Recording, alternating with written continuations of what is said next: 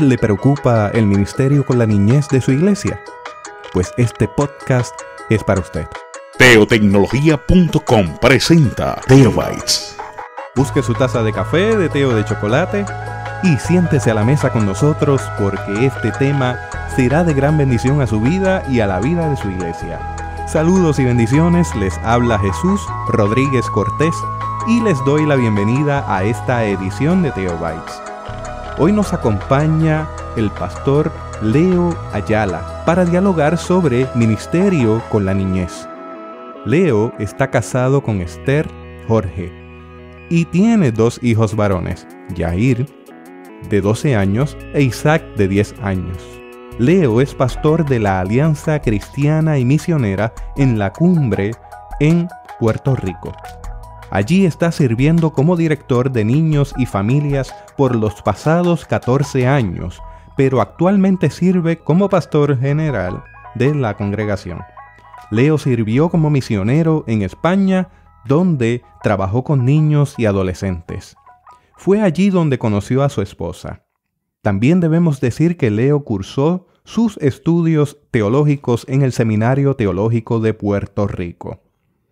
Ha servido dando charlas y talleres sobre el ministerio a la nueva generación y continúa sirviendo como consultor para el Ministerio de Niños y Familias a través de la Alianza Cristiana y Misionera en Puerto Rico y también desde la oficina central de la Alianza en Colorado Springs. Sin más preámbulo, Leo, te doy la bienvenida a esta edición de Teobytes. Saludos, Jesús. Qué bueno que podemos tener este tiempo juntos. Y a toda la audiencia que nos está escuchando de Teobytes, un saludo y un abrazo fraternal grande para todos ustedes. Ciertamente es un privilegio enorme. Hemos hablado y tenemos amigos en común.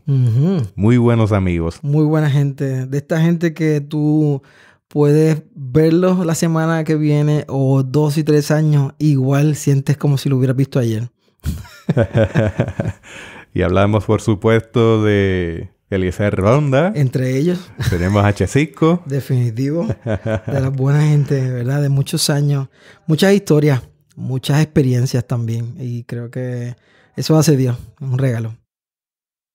Sobre ministerio con la niñez. Háblanos un poco sobre los niños en la Biblia. Creo que antes de contarte esa parte, siento que debo decirte que cuando comencé a trabajar con niños no era mi intención. Recuerdo que tenía 16 años y era un verano y yo no tenía nada que hacer en verano. Y mi mamá dijo, tú vas a trabajar. En casa no te vas a quedar. Y me pidió que trabajara en este campamento con niños. Y fue una experiencia aterradora. Realmente fue el verano más terrible de mi vida. Porque yo nunca había trabajado directamente y a mis 16 años, pues la verdad es que relativamente soy un niño en la adolescencia. Pero ese verano cambió mi vida porque los niños que tuve, que eran básicamente entre 5 y 6 años, aprendí demasiado de ellos ese verano. Y me di cuenta que en muchos sentidos yo era un niño y yo no quería dejar de ser niño. Y valoré mucho sus experiencias ese verano. Así que creo que debo de decir eso y hago justicia de cómo Dios usa, no importa la edad que tú tengas, cualquier experiencia en las manos de Dios es poderosa y puede cambiarnos para siempre. Así que no lo planifiqué, pero Dios tenía un plan. Dios tenía un plan hermoso y yo celebro eso. A mí me sucedió algo similar porque estando en la iglesia me pusieron a trabajar con juveniles teniendo 15 años. Así que era un niño trabajando con niños. Sí. Y es hermoso lo que Dios hace. Es aterrador por un lado, pero por el otro lado de gran crecimiento. Definitivo. Creo que cuando estuve con ese verano con estos niños y luego con los años, ¿verdad? Estuve en España trabajando y allí trabajé con niños también. Una de las razones que comencé a trabajar con niños era buscando la manera a mis 16, 17, ya más a los 20 años, ¿cómo yo invierto mejor mi vida? Cuando tú quieres invertir en la bolsa de valores, evidentemente vas a buscar algún tipo de compañía o en la bolsa de valores que te rinda más tu dinero. Y quieres invertir y quieres sacar lo mejor de tu dinero. Yo sentí algo parecido y a mis 20 años decía, solo tengo una vida para vivir. ¿cuál es la mejor manera en la cual voy a invertir esta única vida que tengo? Y aunque había servido con los jóvenes de nuestra iglesia, sentía que la etapa infantil, los niños, eran de alguna manera mucho más moldeables. Algo así como una plasticina o plastilina, como dicen en otros lugares, que es fácil de darle forma y moldeable. Y así fue como dije, definitivamente creo que me encantaría invertir mi vida en el ministerio con niños y familia. En ese proceso, cuando comienzas a leer la Biblia, conoces pasajes como los que tú y yo conocemos de Jesús, cuando los discípulos están regañando a esta familia y las madres, ¿verdad? Dejaron a estos niños correr delante de Jesús, esperaban que Jesús los reprendiera y al contrario, todo lo que hizo Jesús fue, un momento, déjenlos venir a mí. Y no solamente los dejó venir a él, sino que los usó como ejemplo para mostrarles cómo iba a ser el reino de los cielos y a quién les pertenecía el reino de los cielos. Y aunque leemos pasajes como eso y los conocemos una y otra vez, cuando vemos el contexto histórico y el contexto social del momento, donde aunque estaba el pueblo judío y todo lo que tú y yo conocemos, de repente Roma permeaba todo el ambiente y para Roma el valor de un niño era muy poco, ¿verdad? El pasaje hace referencia a niños y utiliza la palabra paidón, que básicamente es un niño de 12 años. Pero muchos de los escritos romanos ni siquiera le dan valor a los niños y muchos de ellos ni siquiera los consideraban humanos hasta que llevaban a cierta etapa. Hay escritos interesantes de centuriones escribiéndole a sus esposas diciendo: voy a esta campaña de guerra, si das a luz un varón antes de que yo regrese, lo celebramos. Si es una niña, ve al despeñadero y tírala y deshazte de ella. Así que no tenían este valor como nosotros lo conocemos de esa etapa de la niñez, a ese nivel, y es aterrador. Así que cuando Jesús le dice a los discípulos frente a toda esta gente, déjenlos venir a mí, literalmente los pone en un lugar histórico al frente de todo el mundo y rompe una vez más con toda una tradición posible del momento y les da un lugar especial a ellos. Viendo ese texto bíblico, cuando uno lo lee en el griego, usa un artículo neutro. No dice el niño o la niña, o los niños o las niñas, dice ta tekna. Uh-huh. Y ta es un artículo neutro que se utiliza para denominar una mesa, un animal, una cosa. O sea que si uno mira la riqueza bíblica, Cristo le está diciendo a sus discípulos, dejen que eso que el mundo llama cosas venga a mí porque va a heredar el reino de los cielos. Así que has dado ahí un punto muy importante sobre el ministerio de la niñez. Definitivo. Y una de las cosas que más hablamos en el ministerio que estamos trabajando con niños y familias. Y digo niños y familias porque los niños no vienen solos ni nacen debajo de la tierra. No nacen así porque sí. Si hay niños, hay familia. Y cuando trabajamos con niños tenemos que dar por sentado que necesitamos trabajar con las familias también. Y para mí es un enfoque demasiado importante, ¿verdad? Y que podemos tocar más adelante, pero volviendo a este tema de los discípulos, una vez más Jesús le da este lugar hermoso a los niños, los usa como ejemplo y siente un precedente impresionante para la historia, ¿no? Y es una de las cosas que vemos una y otra vez en Jesús. Pienso a veces cuando leemos textos como este, los rostros de los discípulos, una vez más desencajando y decir, Jesús, ¿qué es lo que tú estás haciendo? Tú no sabes lo que nos puede caer encima si continuamos en este camino, ¿no? Y una de las cosas hermosas que hemos aprendido de este reino al revés, donde los últimos son primeros y los más grandes son los más pequeños. Y cuando pienso en el ministerio con niños en nuestras iglesias locales, todo lo que estamos diciendo es queremos proveer el lugar para los niños y el espacio para ellos basado en la misma manera en que Cristo les trató. No estamos buscando un lugar de preferencia, ni simplemente porque son niños. Es simplemente lo que estamos pensando concretamente es si para Jesús era muy importante, debe ser importante para mí. Y eso es todo lo que, cuando pienso en el ministerio de niños, eso es todo lo que nos mueve. Mi amor por Cristo está expresado a través del ministerio de niños. Lo que nos mueve profundamente ni siquiera en un sentido son los niños y la familia, aunque nos encanta. Es Cristo a través de este trabajo que nos ha dado, cómo nos diseñó, cómo nos cableó, con nuestros talentos, con nuestros dones. Pero ministrar a niños, y esto lo hablo con muchas personas de diferentes iglesias, no son crayolas ni lápices de colores. Es mucho más que cortar papel y tijeras. Es literalmente alcanzar el corazón de este hombre y esta mujer en formación. Pero yo no estoy valorando el que ellos van a llegar a ser hombres y mujeres adultos, porque yo no sé en qué etapa de su vida Dios los permita llegar. Yo los estoy valorando por lo que son, en la etapa donde están. Si Dios quiere que ellos lleguen a la juventud y a la adultez, lo celebramos.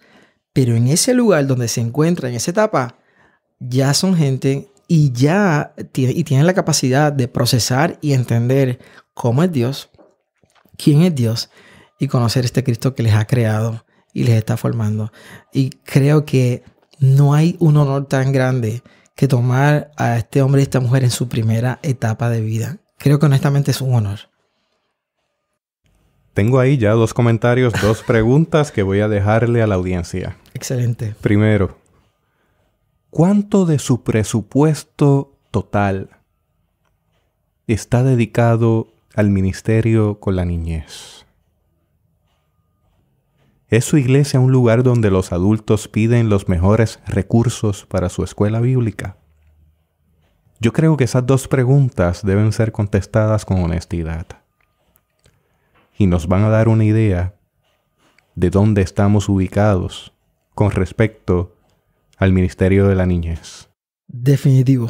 Una de las maneras más efectivas donde tú puedes ver las prioridades de la iglesia es yendo a sus presupuestos.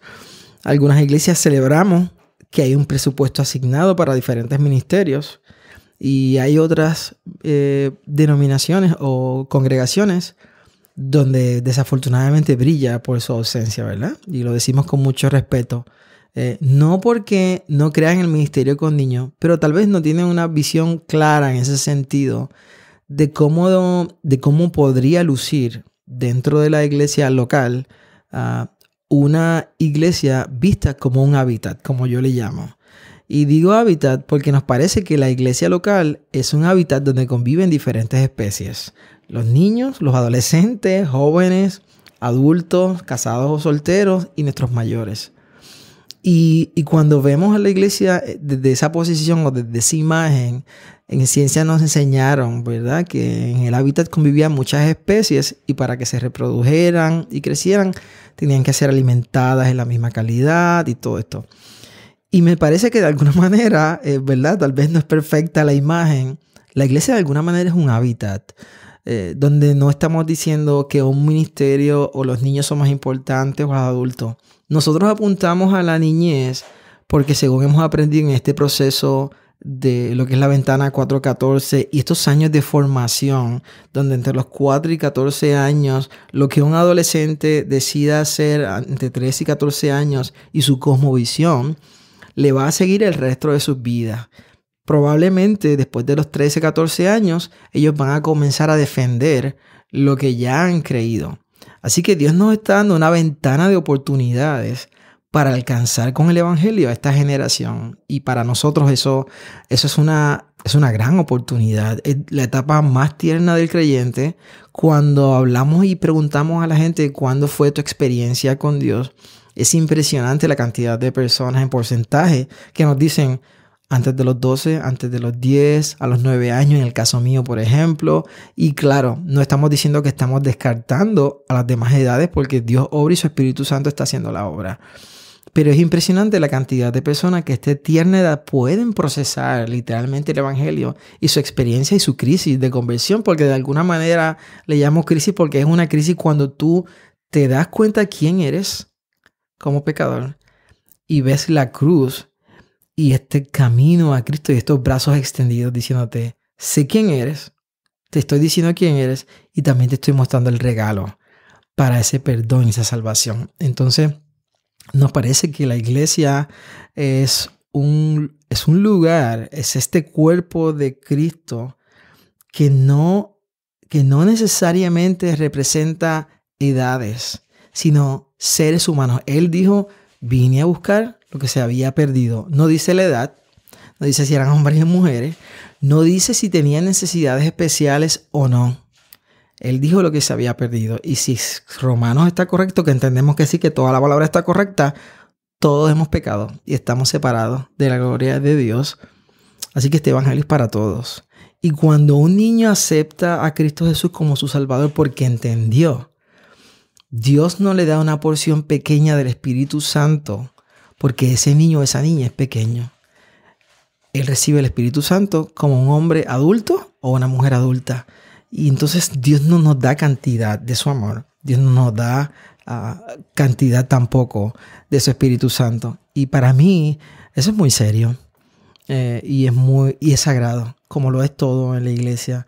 Así que cuando miramos a un niño y una niña, no lo miramos como lo que va a llegar a ser cuando crees que tenga la misma altura que nosotros, sino lo miramos como Dios lo ve, con todas sus virtudes, con todas sus luchas, como nosotros también tenemos como adultos. Y vemos definitivamente un mundo de posibilidades, pero valoramos lo que ya es y dónde está y lo que está entendiendo y procesando de ese evangelio glorioso y hermoso de Cristo Jesús. Leo, hablemos un poco sobre la formación espiritual de los niños, de esa niñez en la iglesia. Uh-huh. Y me gustaría también que fueras pintando en ese lienzo la necesidad de una pastoral intergeneracional. Definitivo. Creo que una de mis mayores preguntas cuando comencé a trabajar con niños era que los padres traían a sus niños el domingo y algunos de ellos se iban. No porque no fuesen parte de la comunidad de fe, pero simplemente no estaban conectados a lo que estaba pasando. Y mi pregunta comenzó siendo, ¿de quién es la responsabilidad espiritual de esta formación? ¿Es de la comunidad de fe de la congregación? ¿O comienza en la familia si los padres son creyentes? Porque si papá y mamá no eran creyentes, pues yo podía entender que de alguna manera necesitábamos adoptarles en algún sentido, ¿no? Y es ahí donde continuamos leyendo textos hermosos como los de Deuteronomio, que conocemos una y otra vez, capítulo 6. Los sabemos, los conocemos como la Shema, esos versos. Escucha, oh Israel, amará al Señor tu Dios con todo tu corazón, con toda tu mente y con todas sus fuerzas. Y más adelante continúa diciendo, estas palabras las vas a hablar a tus hijos al levantarte, al acostarte, como yo digo, de camino a la escuela, de regreso a la escuela. Y nos parece que todo ese hermoso pacto de Dios con Israel, esa escena donde Moisés no va a entrar al pueblo de Israel, ese Deuteronomio que significa repetir la ley para este pueblo, que Moisés profundamente sabe que no va a entrar, pero sabe también qué tipo de pueblo es al donde van a entrar. Politeístas, todo lo que estaba pasando internamente, este lugar prometido, que de alguna manera si llegamos al lugar que nos prometieron, pero nos olvidamos del Dios que nos prometió esa tierra, todos habremos perdido. Y de repente cuando escucha, oh Israel, Jehová nuestro Dios uno es, los niños nos decían, Leo, pero es que yo sé que hay un solo Dios. Yo les dije, sí, pero todo este pueblo va a entrar a un lugar donde hay cientos de dioses. Y ese, en esencia, ese comienzo era demasiado importante para recordar. Shema se traduce como escucha, pero tiene otro nivel de significado. Y eso es importante también traerlo a nuestra conciencia. No es simplemente escuchar, no es simplemente repetir. Shema significa escucha y obedece. Escucha y obedece, pueblo. El Señor es uno, el Señor uno es. Qué importante es la acción. Qué importante es llevar a cabo esto que conocemos. Y yo creo que de eso se trata. Definitivamente. Conocer y tener información no necesariamente trae transformación. Tú puedes tener un banco de información y de data y sentirnos bien con lo que sabemos, pero Dios vino a transformar, a traer cambio. Y definitivamente la información es importante, ¿verdad? El saber, el conocer, el escuchar, a través de escuchar la palabra, ¿verdad? El oír es vital. Pero definitivamente, en el caso del pueblo de Israel, volvemos a ese término y a ese momento, Dios está diciendo, ustedes conocen esto, saben esto, vívanlo. Háganlo parte de su día a día. Y me encanta, ¿verdad? Porque una vez más está apelando a que quien va a mover esto y lo que va a hacer pasar, que esto pase y que esta historia siga pasando de generación en generación, es este hermoso núcleo familiar. Y definitivamente en el concepto de Israel, lo que era la familia, esto de los clanes, es hermoso. Me encanta cuando ellos dicen nuestro padre Abraham. Y tal vez han pasado cientos y cientos de años y lo dicen como si fuera su vecino. Porque tenían una imagen hermosa y clara de que el pacto no se trata de mí. El pacto es para todos. Y esta imagen lineal casi, por así decirlo, ¿no? Así que esta fe, este regalo es para pasarlo de generación en generación, hablarlo con nuestros hijos.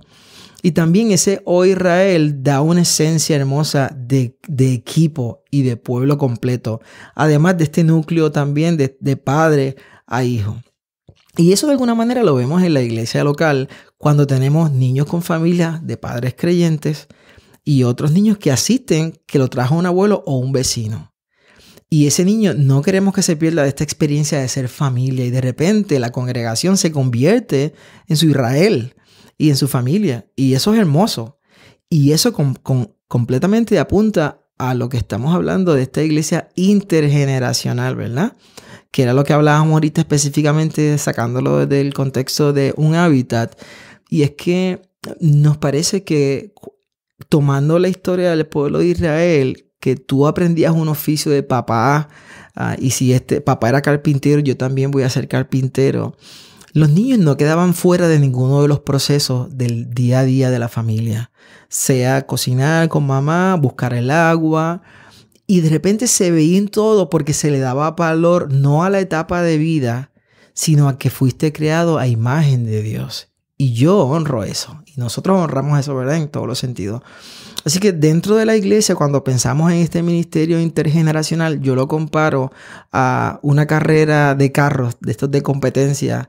Puede ser de rally o de NASCAR, donde todos quieren llegar a la meta, pero todos compiten en un carro por separado. Y al final, uno solamente va a ganar llegando a la meta. Eso es un ministerio de iglesia multigeneracional, donde tienes sí los niños y un programa para los niños. Tienes un programa para jóvenes y fenomenal. Y tienes otro programa para adultos.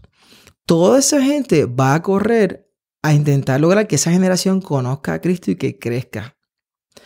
Pero muchas veces la iglesia se enfoca en una u otra generación y al tenerlos desconectados pierden la posibilidad de aprender una generación de otra. Proverbios y otras porciones de la Biblia nos invitan a que, y eso es el corazón de Proverbios, este padre enseñándole a su hijo sabiduría. Y también en el Nuevo Testamento, cuando se habla a mujeres, que le enseñen, las mayores que le enseñen a las más jóvenes. Así que cuando desconectamos a las generaciones y funcionamos multigeneracionalmente, podemos robarle una hermosa experiencia de aprender de otra generación.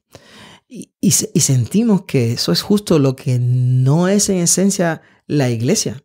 La iglesia y la vida misma cuando salimos a la calle es intergeneracional. Tú sales al banco y te encuentras jóvenes, adultos. Tú no tienes un banco para niños o un banco para jóvenes o un banco para adultos. El mundo de por sí nos grita que es todo intergeneracional.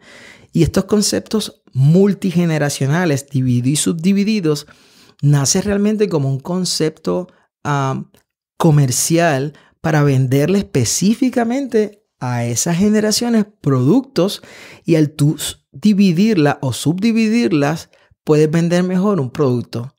Y muchas veces adoptamos conceptos que tienen que ver con mercado y con productos, y de repente decimos, ¿por qué dividimos a todas las generaciones cuando en esencia pudimos hacer algo intergeneracional? Y cuando pienso en intergeneracional, pienso en una guagua de esta Volkswagen camper, donde todo el mundo se metía y hacemos un viaje juntos. Y de repente la iglesia intergeneracional luce más como eso. Es un mes, es un revolú muchas veces y es un reguero y puede sonar casi como un caos. Pero el evangelio finalmente no le pertenece a ninguna generación. Porque lo que busca la iglesia es cumplir una sola misión: hacer discípulos y hacerlo aquí, allá y en todo lugar. en Samaria, en Judea, hasta lo último de la tierra. Así que en esencia, todos los ministerios tenemos una razón de ser: hacer discípulos y hacerlo en todo lugar, en la etapa donde estén, pero todo apunta a Cristo y a la cruz. Yo no quiero ganar nada con el ministerio de jóvenes. Yo no quiero ganar nada ni voy a jalar. Si yo no tengo eso claro, va a haber una batalla campal en la iglesia local porque todo el mundo está jalando para su ministerio. Y finalmente, yo lo que quiero es que Cristo gane. Yo quiero la proclamación del evangelio, hacer discípulos en la edad en la que estén, y quiero que puedan valorar cada generación, porque al fin y al cabo una generación va a pasar. Y yo tengo ahora 40 años, mi generación va a pasar, va a venir otra. Y si yo cierro todo para que luzca como una generación, una va a quedar completamente desconectada. Y de repente cuando a veces escuchamos cánticos, por dar un ejemplo, en la iglesia local, donde alguien puede decir, me gusta más este cántico que es un himno que podemos llamar antiguo, ¿verdad? Y otros dicen, este cántico es más moderno, que tal vez no es la expresión ni el término correcto. Y de repente hacemos de los dos cánticos esta unión, este blend, esta mezcla. Y cantamos una parte de uno mezclado con el otro. Y todos abrieron los ojos y dijeron, este cántico nunca lo habíamos cantado.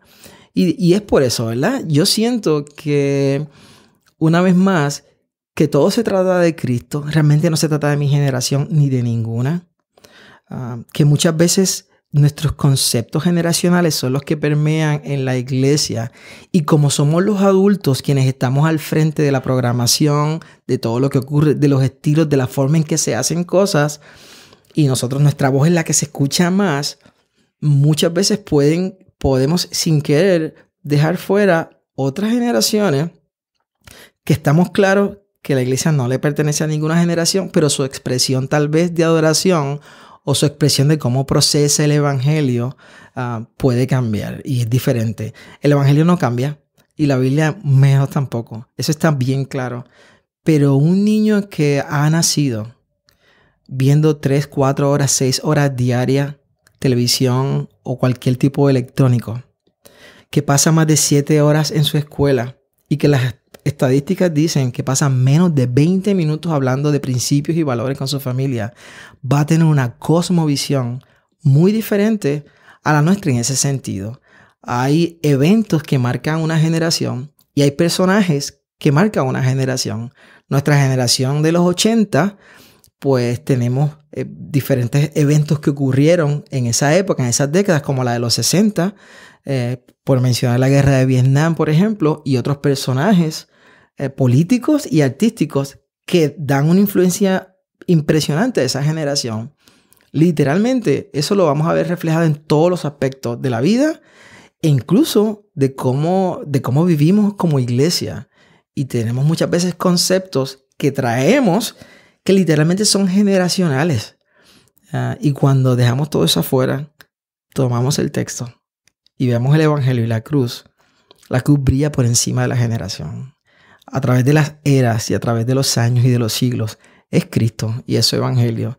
Y nos parece que todo debería apuntar constantemente en caminar en este mensaje simple, pero profundo, porque el que sea simple no significa que no es profundo y hermoso del evangelio.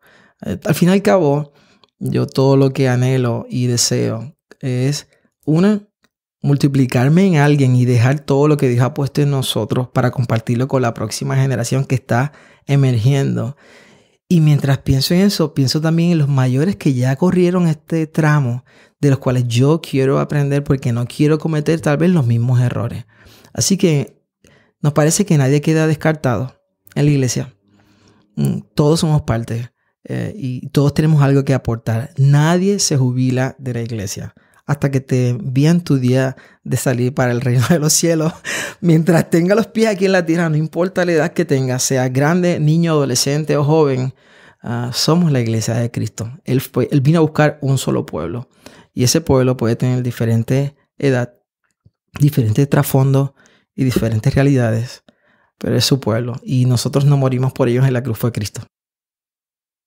Estamos viviendo en un tiempo de reconfiguración generacional. Me explico. Y esto va a ser tema de otro podcast. Se nos están yendo familias jóvenes con esa niñez. Y los que se están quedando son mayormente lo que se denomina como X y Baby Boomers. Eso significa que en 10, 15 años vamos a tener una iglesia envejecida.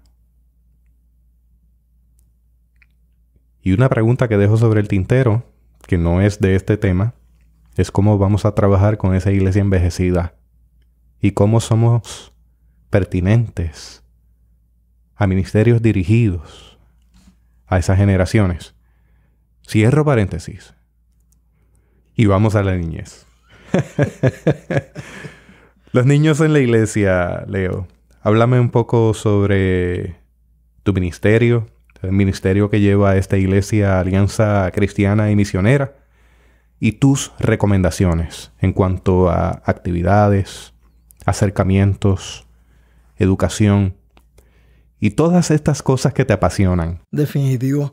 Creo que una de las cosas que aprendí mientras comencé a trabajar con los niños y las familias, uno, era que tú pastoreas el corazón de un niño, pastoreas el corazón del equipo que está trabajando con esos niños y pastoreas el corazón de los padres y las familias de esos niños. Así que uno de los retos interesantes de los que estamos al frente de ministerios de niños es que tenemos como un combo.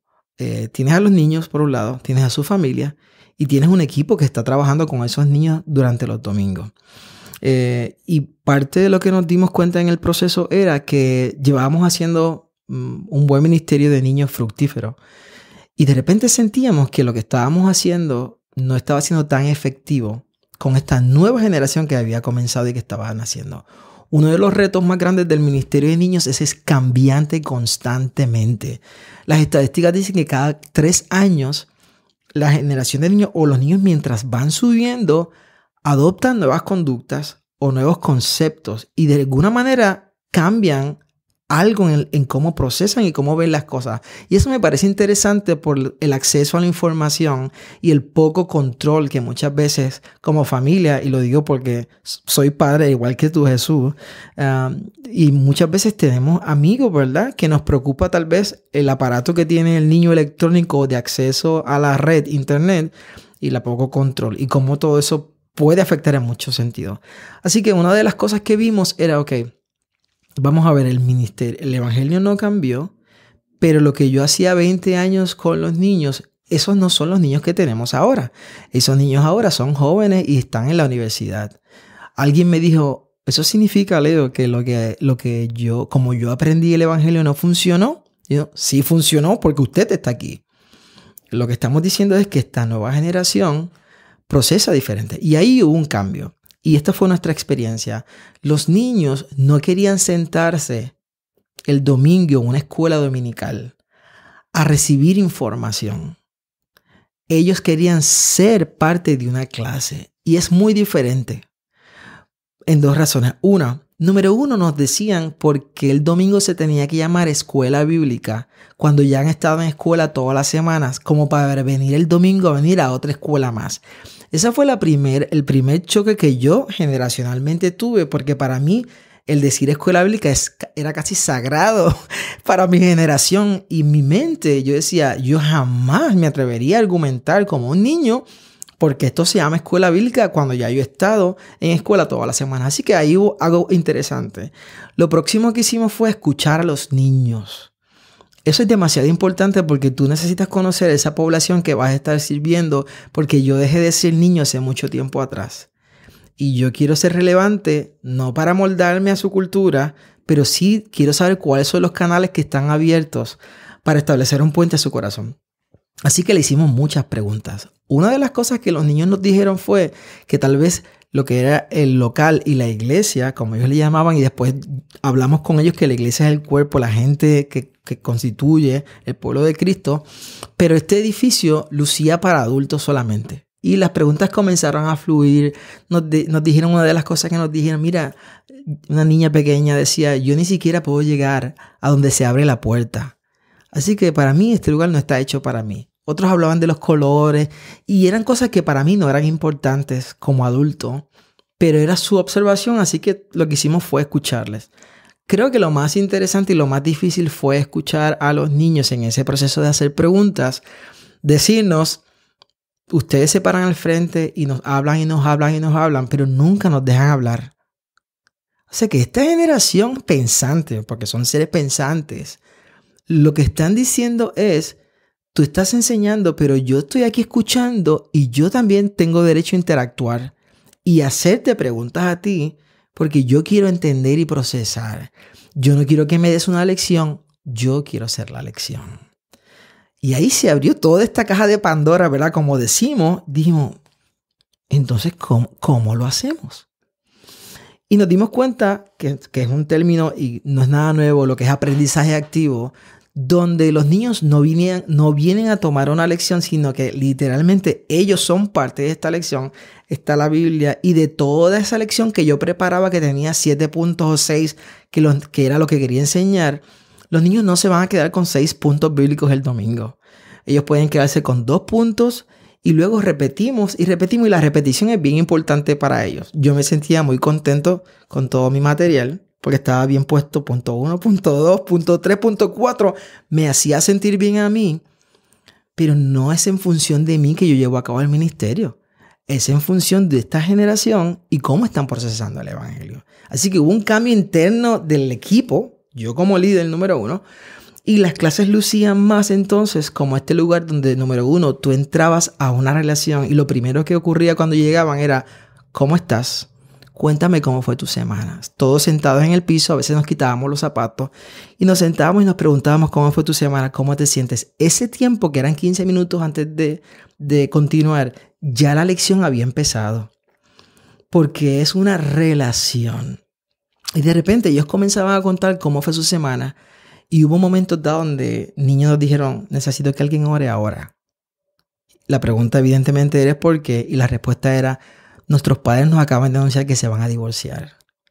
Y eso hacía girar toda una lección. Y de repente yo tengo todo un evangelio, una información hermosa que darle de Cristo, pero yo no tengo un puente hacia el corazón de ese niño. Yo no conozco su necesidad, yo no conozco su historia, yo no conozco si vive con mamá, vive con papá, si su papá está vivo.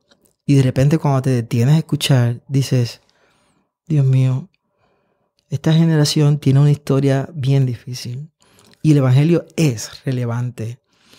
Pero ellos necesitan que yo sea Cristo encarnado en mí. Y a veces cuando nos detenemos a sentarnos en el piso para escuchar su historia, realmente lo que estamos diciendo es Cristo te está escuchando. Él está aquí. A veces ponemos nuestras manos sobre ellos para orar. Y nos parece que lo más efectivo en ese proceso, y continúa haciéndolo, es escucharles, es pasar tiempo con ellos, es relacional, porque el ministerio es relacional. Así que dentro de este modo de enseñar que le pusimos RIE, la R representaba relacional y la I representaba investigativo, porque no queríamos darle toda la información, queríamos ayudarle a descubrir la verdad bíblica. Y de repente es más este sentido de aventura, como cuando abres este tesoro y descubres toda esta belleza. Y muchas veces yo le decía a los maestros, si al final te duele la garganta, tal vez no fue efectiva la lección. Porque hablaste durante 1 o 2 horas y el niño tal vez tenía muchas preguntas para hacer. Vamos a guiarlos a que descubran esta verdad y nosotros estamos aquí con la palabra guiándolos a procesar y entender eso.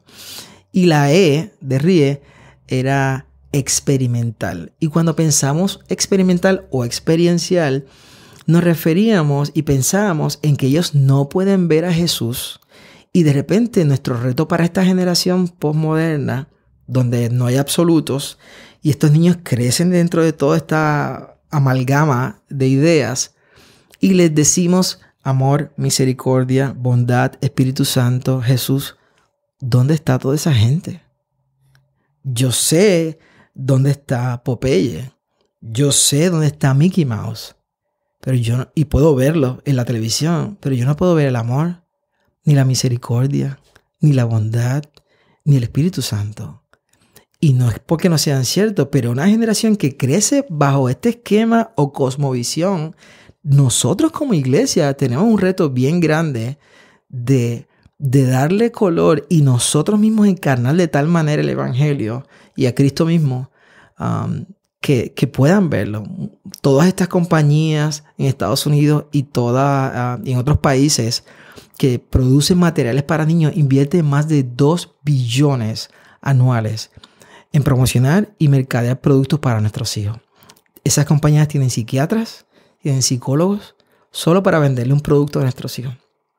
Nosotros no tenemos ese dinero, pero tenemos el Espíritu Santo y Cristo está encarnado en nosotros y estamos tratando de modelarles a Jesús. Así que Ríe para mí es muy poderoso, relacional, investigativo y experiencial. Quieren experimentar, oler, tocar y ver a Jesús. Y cierro con esta frase. Un historiador contaba este niño que estaba en una de las escuelas bíblicas del reverendo Moody, y cerca de su casa de ese niño abrieron una iglesia y la iglesia hizo un campamento para niños. Pero el niño quería ir a la escuela bíblica de Moody, que quedaba mucho más lejos. Así que la líder cerca de su casa le pregunta, ¿pero por qué no vienes aquí si la otra te queda tan lejos?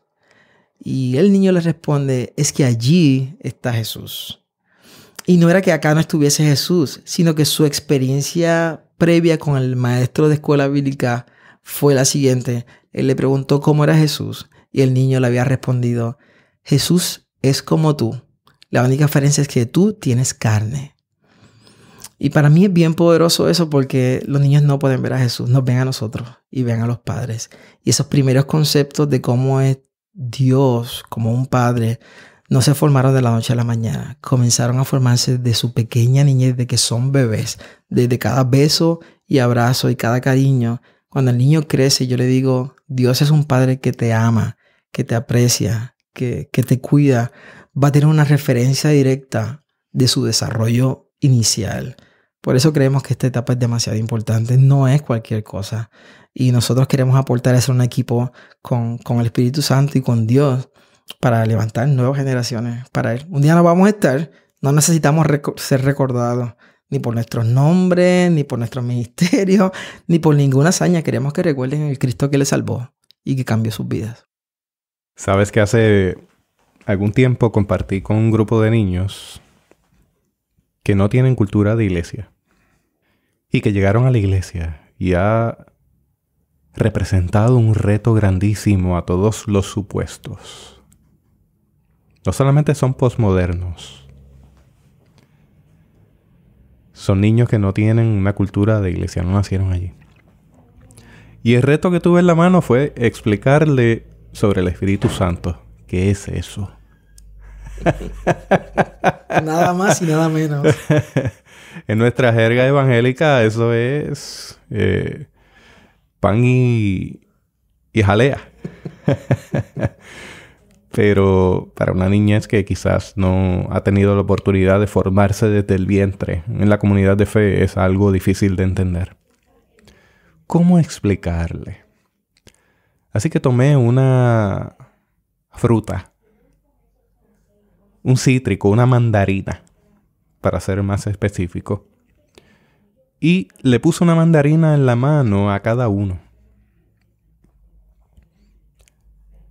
Y mientras yo hablaba sobre el Espíritu Santo, seguían salivando mirando a la fruta. Y yo comencé a remover la cáscara. Y comenzó a salir el zumo. Y a llenar ese lugar con el olor al cítrico. ¿Cómo explicarle la Trinidad? Así que, en resumidas cuentas, la cáscara, Padre, pulpa, Hijo, y la esencia de Dios, la hipóstasis, esa presencia que inunda con perfume, el Espíritu Santo. Así que el zumo de la mandarina, allí los llevé. No lo pueden ver, no lo pueden tocar, pero no significa que no existe. Lo pueden oler e impregna todo el lugar. Así que terminamos esa lección culminando con que la esencia de Dios, el Espíritu de Dios, lo llena todo. No lo puedes ver, no lo puedes tocar, pero lo puedes sentir. Con esto quiero decir, con un pequeño ejemplo, que no solamente quieren hablar, es que necesitan un acercamiento de formación, algo distinto a la educación bancaria a la que usted y yo fuimos sometidos. Yo hablo, usted guarda silencio, porque lo que yo voy a decir es ley. Sí, era esta época, esta mentalidad, industrialización, ¿no? Producimos cosas, producimos gente y producimos pensamientos. Y de repente te enfrentas a una generación que te va a decir, un momento, yo tengo cerebro, yo tengo preguntas y yo busco respuestas. Y de repente nuestras congregaciones deberían lucir más este lugar seguro donde tu duda y tu pregunta tienen un espacio y un lugar. Yo no tengo ningún problema en que tú tengas una duda. Recuerdo una madre que nos llamó y dijo, mi hijo es ateo. Y yo le pregunto, ¿verdad? ¿Por qué era ateo? Y dice, es que me acaba de decir que puede ver en la televisión a su muñequito, ¿verdad? Un muñequito específico, pero no puede ver a Dios. Y yo le dije, no, su hijo es un ser pensante. Lo que él puede ver, él dice es real. Como no puede ver a Dios, tiene duda y pregunta porque quiere entender cómo es. Así que recuerdo que le dimos esta tarea en casa de poner este lazo en el abanico, en el ventilador, un hilo, ¿verdad? Y encenderlo y dejarlo que jugara con el movimiento de cómo se movía a través del viento.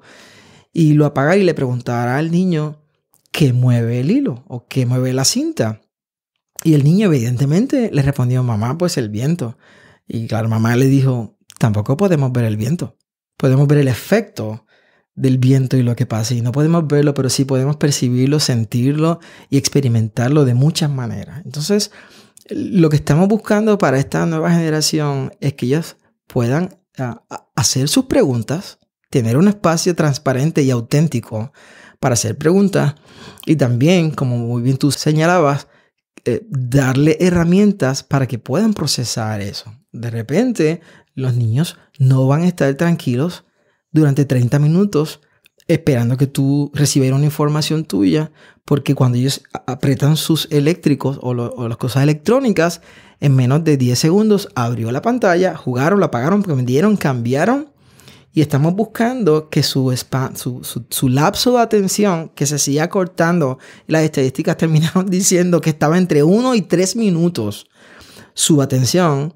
Y claro, los sentamos el domingo y buscamos experiencias para ellos que estén tranquilos y que estén ahí sin moverse, pero internamente sus cerebros que han sido sobreestimulados por toda la informática y por todas las imágenes, pues de repente decimos, ok, ¿cómo hacemos esto? Y ahí fue donde decidimos hacer... Ok, los niños entraron aquí el domingo a este lugar para ellos y tuvieron una experiencia de 10 minutos en grupos pequeños donde cada uno compartió cómo fue su semana. Luego de eso nos movimos a otro momento que eran 7 minutos, que eran cánticos para ellos y música de adoración musical para ellos. Y luego nos movimos a otra experiencia que era compartir el texto bíblico para memorizar, el cual yo no quiero que memoricen como el papagayo. O como aquí voy a memorizar me sé esta información, porque no estamos buscando información, estamos buscando transformación. Así que lo primero que hacemos es explicar qué significa ese texto profundamente, con imágenes y con sonido, y luego con movimientos memorizamos la canción, porque como yo hago porque hago una relación del texto con el movimiento que puedo recordar, esos aprendizajes activos, y luego tenemos todo un refuerzo a través de diferentes herramientas bíblicas. En el caso de la cumbre específicamente, tenemos una estación de ciencia y tenemos una estación de arte y tenemos una estación que le llamamos aventura bíblica, que busca que ellos aprendan a buscar en la Biblia, que entiendan porque un día yo no voy a estar y yo quiero que ellos sepan profundamente esa historia y que vean que esta historia yo no me la inventé, ocurrió en un espacio y un tiempo, hay mapas, yo puedo buscar ese lugar, cómo se llamaba antes, cómo se llama hoy. Para mí eso es bien poderoso y puede sonar bien simple, pero para esta generación, que puedo decirle a un país que ya no existe o que cambió su nombre, puede apuntar, ¿eso existirá o se están inventando esta historia? Ok, vamos a buscar cuál es. Y claro, ellos tienen todos estos mapas, tienen internet, tienen Google y tantas herramientas. Y nosotros lo que estamos diciendo es, ok, ¿cómo usamos entonces todas estas posibilidades y herramientas que tenemos? El reto realmente, Jesús, en el fondo, es nuestro de los adultos. Es sentarnos y escucharlos y decir cuáles son los canales que están abiertos hacia ellos. Para eso representa que mis conceptos, y como yo aprendí el Evangelio, lo voy a poner aquí, lo estoy valorando y lo celebro porque yo estoy aquí gracias a esa época y los maestros y toda esta gente hermosa que Dios usó. Pero yo voy a buscar estos canales y estas herramientas que son más efectivas para esta generación. Todo lo que yo quiero es que ellos se encuentren con Cristo. Eso es todo mi anhelo. Lo que nos está diciendo Leo, tengo un paréntesis, es que si usted desea entrar en contacto en la formación espiritual de la niñez, necesita diseñar tiempos, espacios, actividades. 50 minutos tiene. Necesita 5 actividades distintas que pueden incluir cantar. Necesita tener de forma ya casi obligatoria una proyección, juegos, permitir que utilicen sus aparatos electrónicos en actividades dirigidas, una recomendación. Envíelos a los alrededores de la iglesia y pídanle que tomen una foto de un lugar o de algo donde Dios se les revela. Tráigalo, móntelo y permítanle que le explique dónde vio a Dios. Se va a sorprender. Se va a sorprender. Dando espacio para el diálogo intergeneracional, con sus contextos, con sus tiempos, por supuesto, dirigidos. Pero esto hay que diseñarlo.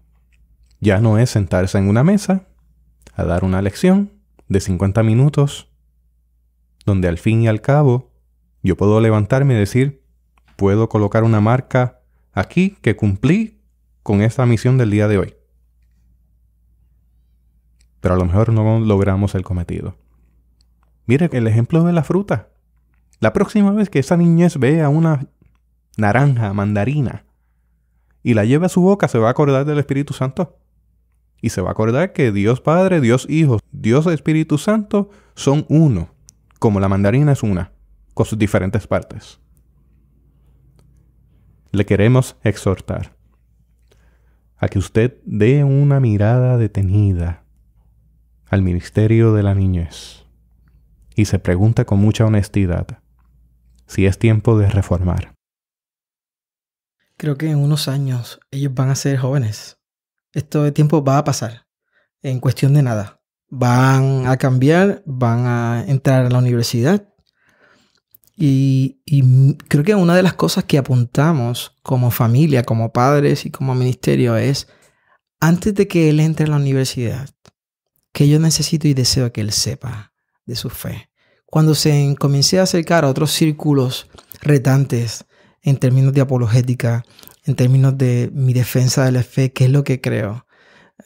Nosotros estamos buscando que esta fe que ellos están conociendo a Cristo, cómo se expresa esto, cómo es Dios. Nosotros queremos que ellos vivan esto fuera de 4 paredes y fuera de una programación. Esta generación lo que nos está diciendo en muchos sentidos con todos estos cambios generacionales es, yo no quiero ir a la iglesia, yo quiero ser la iglesia. Para mí la fe hace sentido cuando no es un interruptor que se prende y se apaga el domingo. Y eso es otro tema completamente. Pero hace sentido cuando esta fe que me enseñan el domingo, mi papá la lleva a casa el lunes y ese domingo por la tarde la vivimos lunes, martes, miércoles, jueves, viernes, sábado. Y el domingo me reúno con toda la iglesia a celebrar esta experiencia de fe que no se limita a una estructura el domingo, sino que es real y es auténtica. Esta generación y la generación que en el pasado se fue, eso es justo lo que nos está recriminando en muchos aspectos. Que mi padre era algo y mi mamá el domingo, pero fuera del domingo era algo completamente opuesto. Así que una esencia interesante cuando hablamos de la formación del niño entre familia e iglesia, nosotros los padres tenemos una responsabilidad bien grande y somos los mejores que podemos expulsar hacia afuera a nuestros hijos de las comunidades de fe.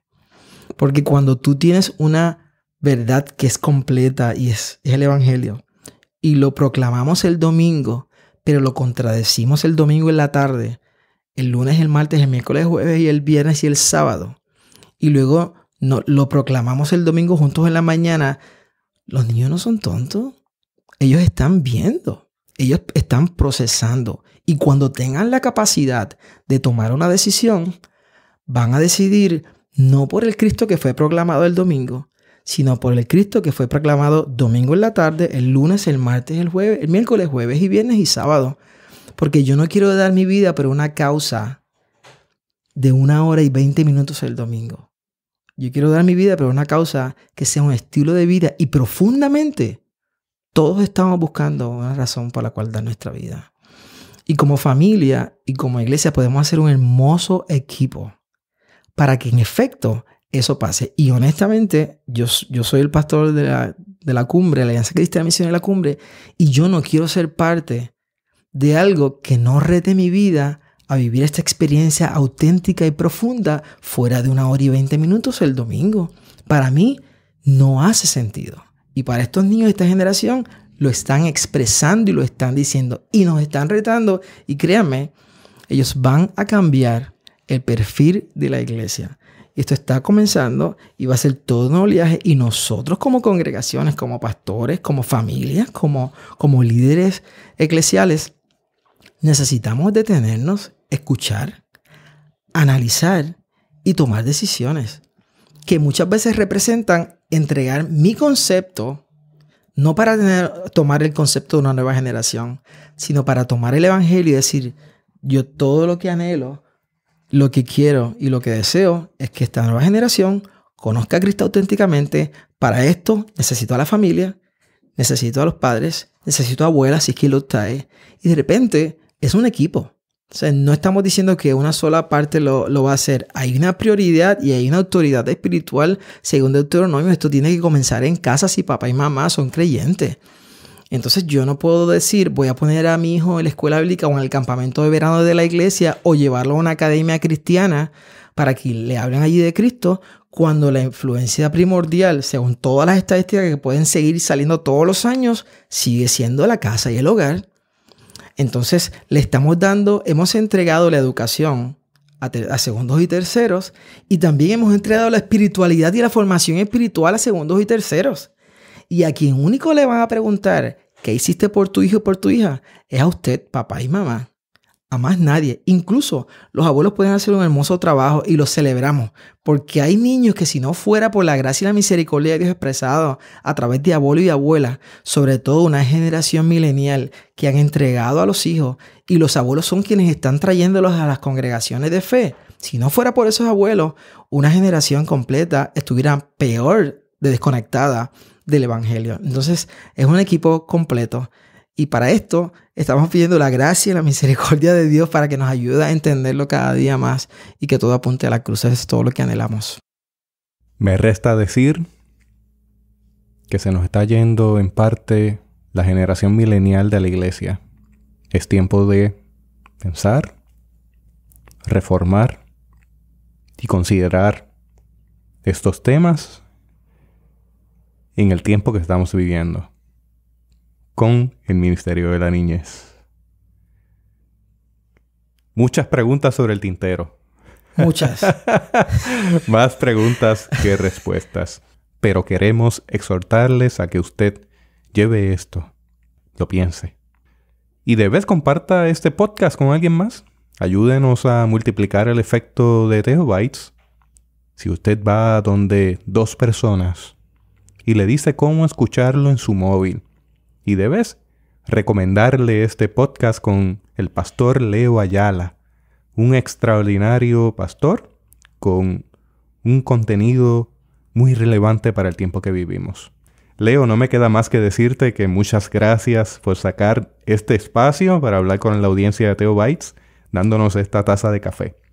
Quisiera que compartieras tus redes, contactos, para toda persona que quiera contactarte y quizás invitarte para alguna conferencia o alguna pregunta en particular? Claro, claro. Y con mucho gusto, porque para eso existimos. Me pueden conseguir al email o al correo electrónico famayalajorge@gmail.com. famayalajorge@gmail.com. Y ahí pueden escribirnos, contactarnos, hacer cualquier tipo de pregunta. Mientras más preguntas, mejor. Porque eso significa que estamos procesando, que tenemos dudas y que queremos escarbar y buscar respuestas. Verdaderamente lo que hicimos fue raspar un poco de la superficie. Nos queda mucho por discutir. Definitivo. Si usted desea encontrar las notas de este episodio, le invito a visitar la página de la internet para Teobytes, que es www.teobytes.com/Ministerio de Niñez.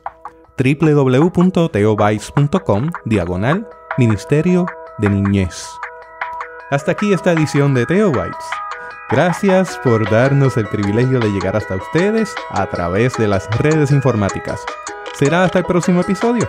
Que la paz y la gracia de nuestro Señor Jesucristo sea con ustedes.